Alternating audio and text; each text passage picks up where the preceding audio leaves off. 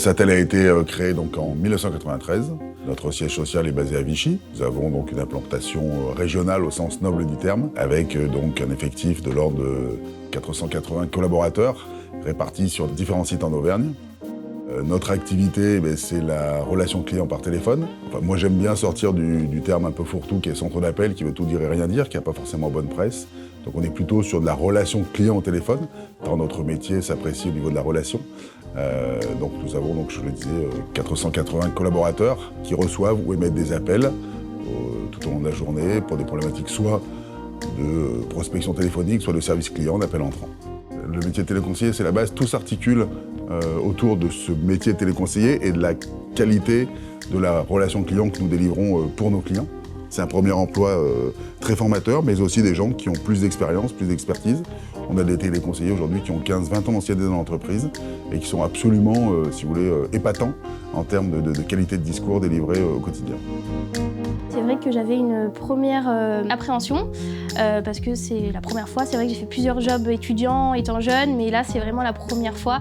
Et puis travailler dans un centre d'appel, ça fait toujours peur de parler au téléphone avec des gens inconnus, etc.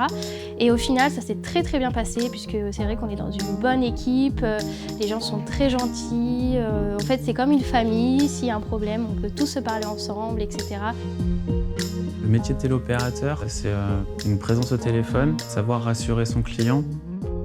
Après, c'est un savoir-faire qui est intéressant, surtout sur des profils de personnes timides. On découvre que ces personnes-là, en prise de poste, sont les personnes les plus rassurantes pour le client au téléphone. En fait, on arrive, on fait un débrief avec notre équipe. Donc on est un petit groupe de 10 personnes. On fait un débrief de ce qui s'est passé la semaine dernière ou alors la veille, sur nos chiffres, etc. Et puis après, on commence à se loguer sur notre ordinateur, on met nos sites, puis le téléphone. Et puis les appels, ils commencent.